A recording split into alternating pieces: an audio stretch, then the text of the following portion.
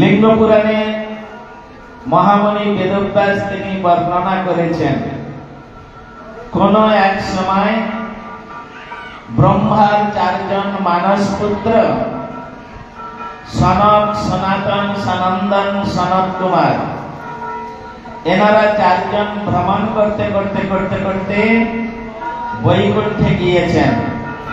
আর এমন সময় বৈকুণ্ঠে পৌঁছেছেন, সেইখানে স্বয়ং ভগবান তিনি ভোজনে বসেছেন। দেখুন, জগন্নাথ এখন কিন্তু সেবায় বসেছেন, ঘন্টা বাজছে শুনছেন, তিনি সেবা করছেন। আর আপনারা সবাই প্রসাদের জন্য বসে আছেন, কখন জগন্নাথের সেবা হবে আমরা সবাই প্রসাদ পাবো, তাই তো? আমিও তা এখন ওই রকম চতুর্থ এমন টাইমে গিয়ে পৌঁছেছেন, লক্ষ্মী দেবী সবেমাত্র তাহাকে সেবা দিয়েছেন আর তিনি সেবা করছেন। এমন সময় ভগবান সর্বভূত অন্তর্যামী তিনি অন্তরে জানলেন যে দ্বারে আমার চারজন ভক্ত এসেছে, ব্রহ্মার চারজন মানস পুত্র।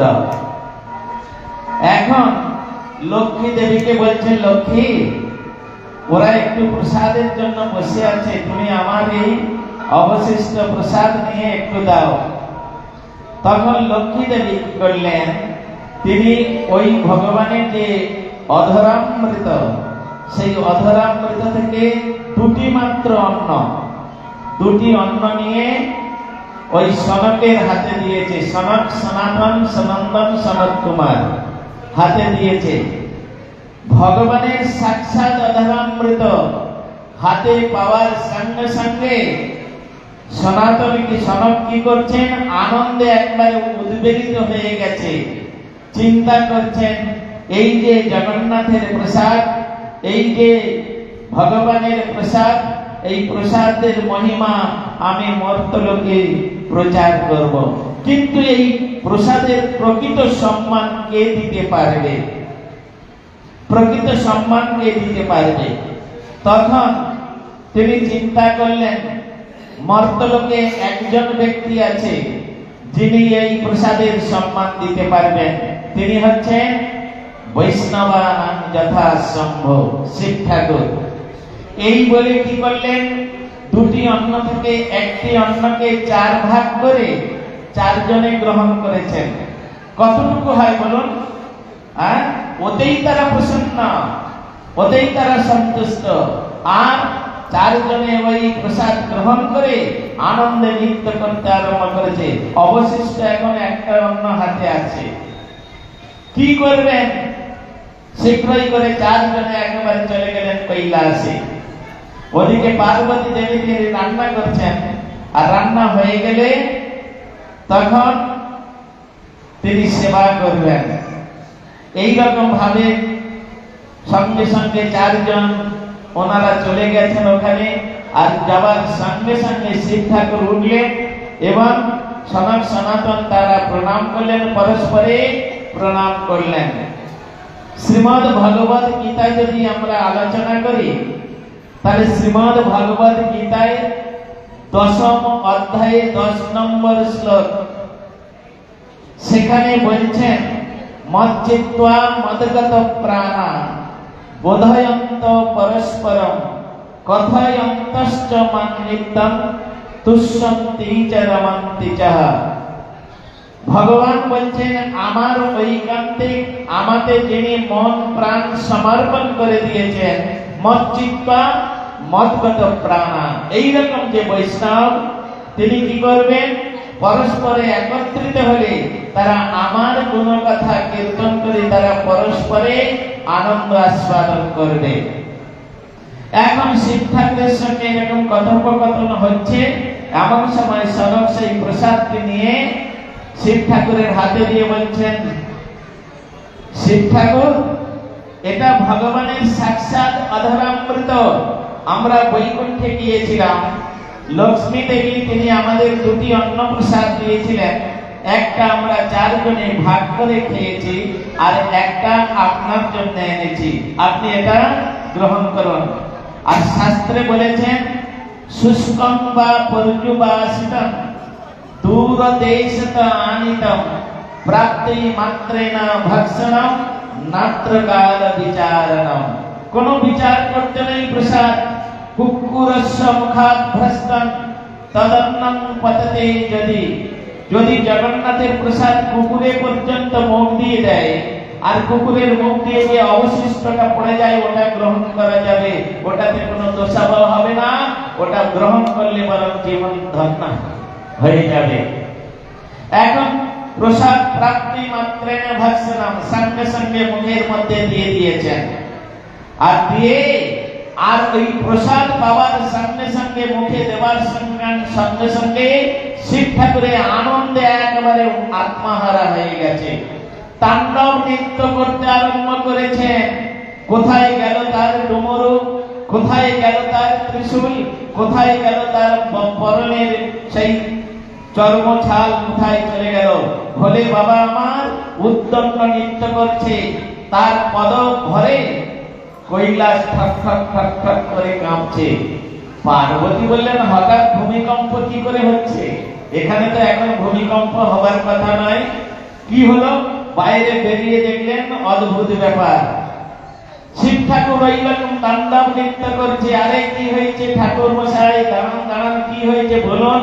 অনেক কষ্ট করে পায়ে হাতে ধরে তাকে সান্ত্বনা করলেন। আচ্ছা কি হয়েছে, এত আনন্দ কেন হঠাৎ? এই তো বসে বসে মালা জপ করছে, হ্যাঁ এত আনন্দ কিসে? বলে পার্বতী তোমাকে আমি আর কি বলবো বলো, আজকের আমি গোবিন্দের প্রসাদ পেয়েছিলাম। গোবিন্দের প্রসাদ? গোবিন্দের প্রসাদ? বলে হ্যাঁ গোবিন্দের প্রসাদ পেয়েছি, সাক্ষাৎ অধরামৃত। তা আমার কই?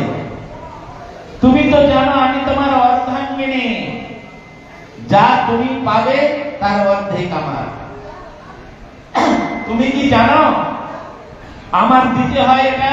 বলে আমি তোমাকে একটা অন্ন দিয়েছিল, দেবার সঙ্গে সঙ্গে আমি ওটা মুখের মধ্যে দিয়ে সেবা করে নিয়েছি। বলে বাহ, তারা একটা অন্ন চারজনে ভাগ করে খেলো, আর তুমি একটা অন্ন দুই ভাগ করতে পারলে না, তুমি একটা খেয়ে নিলে, তুমি ভীষণ স্বার্থপর। তুমি কি জানো আমি 60,000 বছর তপস্যা করেছি তোমাকে প্রতিরূপে পাবো বলে। বলে কেন? তোমাকে যদি আমি প্রতিরূপে পাই তাহলে আমি প্রতিদিন গোবিন্দের প্রসাদ পাবো। হ্যাঁ, এই আশা নিয়ে তোমাকে আমি আমার পিতার অমতে আমি তোমাকে বিবাহ করেছি, আর তুমি আজকে আমাকে প্রসাদ থেকে বঞ্চিত করলে, প্রসাদ থেকে বঞ্চিত করলে আমি তোমাকে অভিসম্পাত করছি। শিব ঠাকুরকে অভিসম্পাত করছেন পার্বতী দেবী, আজ থেকে যে তোমার প্রসাদ খাবে সে কুকুর জনি প্রাপ্ত হবে।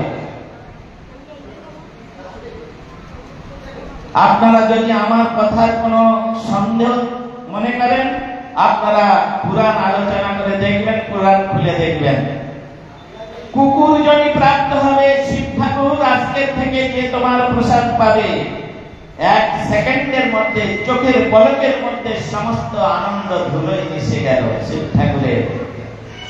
এ কি করলে পার্বতী? লঘু পাপে গুরুদণ্ড। আমার প্রসাদ যারা খাবে তারা যদি কুকুর হয়ে জন্মগ্রহণ করে, তাহলে তো জগতে আর আমাকে কেউ পূজা করবে না, আমাকে কেউ ভোগ দিবে না, আমাকে কেউ আর আদর করবে না। অত্যন্ত মন খারাপ হয়ে খুব একবারে ভেঙে বসে গেলেন।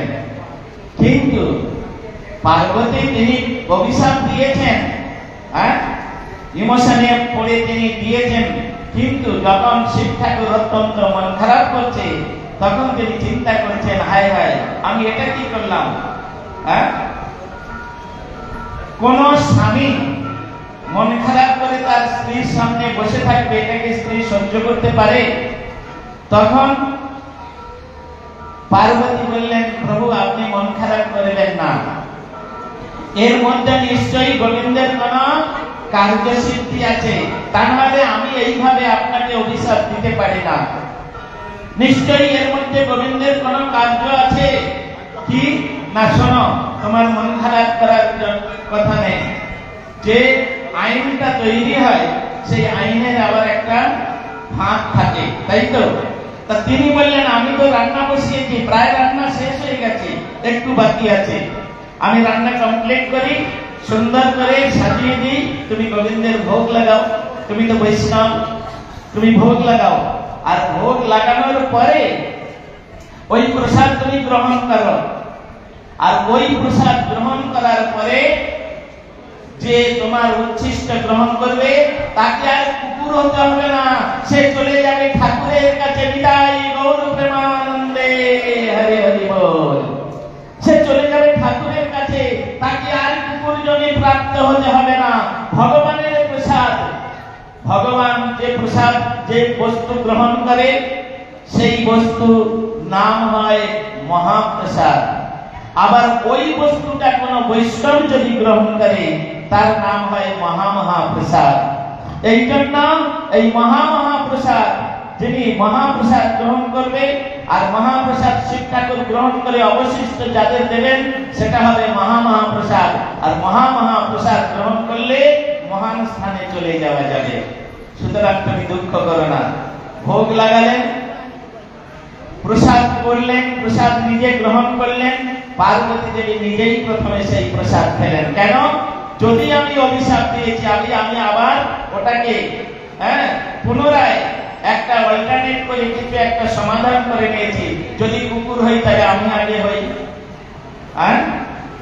পার্বতী দেবী বললেন, তোমার প্রসাদ যদি খেলে কেউ কুকুর জনি প্রাপ্ত হয়, আমি তোমায় অভিশাপ দিয়েছি, তাহলে আমি আগে কুকুর হই। কিন্তু তিনি তো কুকুর হলেন না। কেন?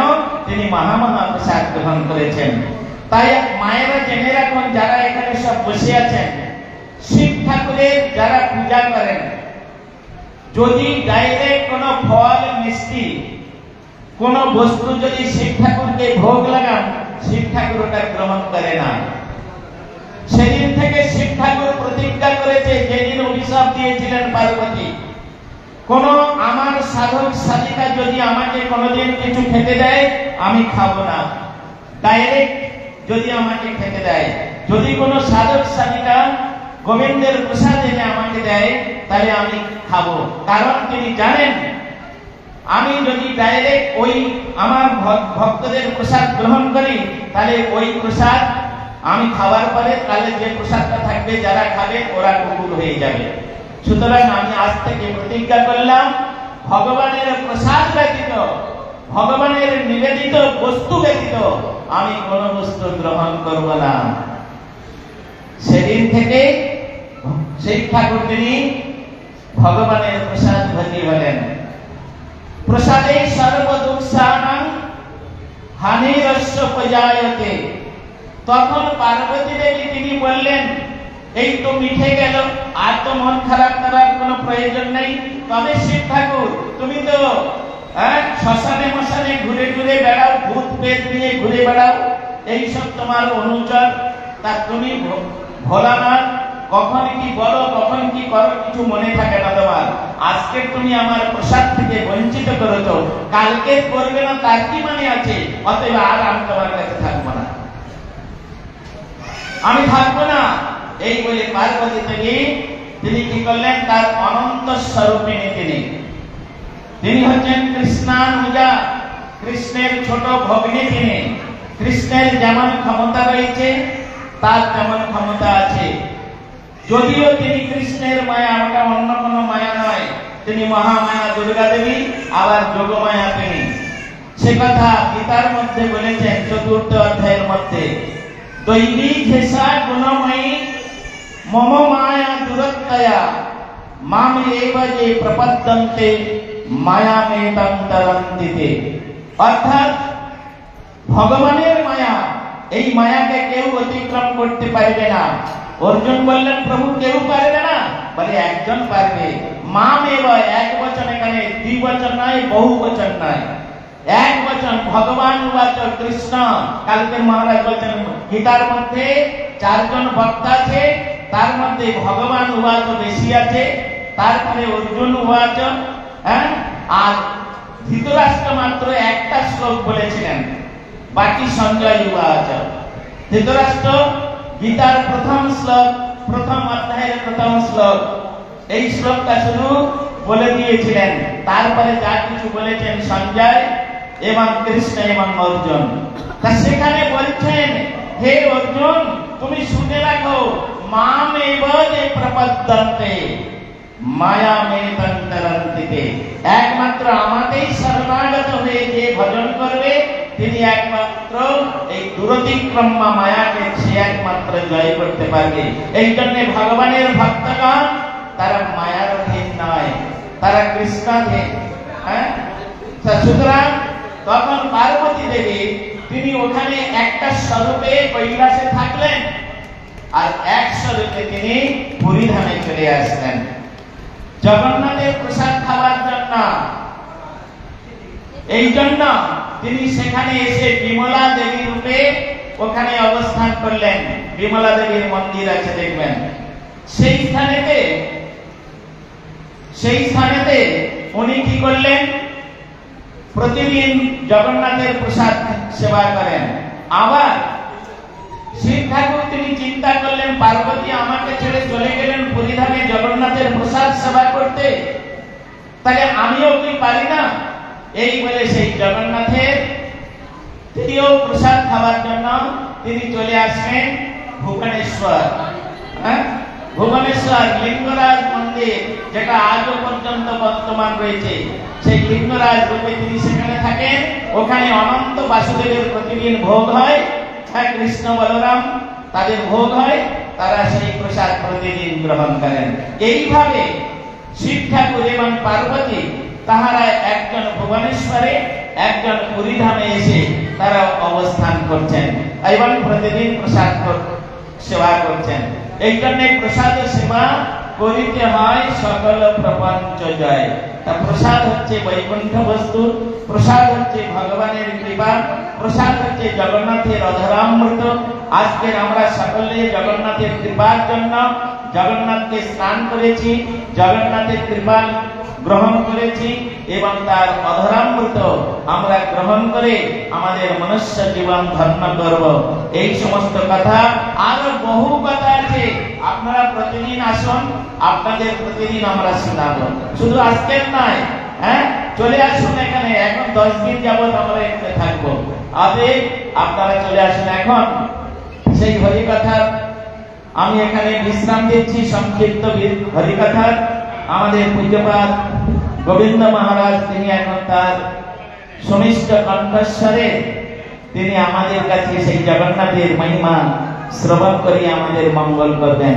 তার চরণে প্রার্থনা। হরে কৃষ্ণ, নিতাই গৌর প্রেমানন্দে, হরি বল।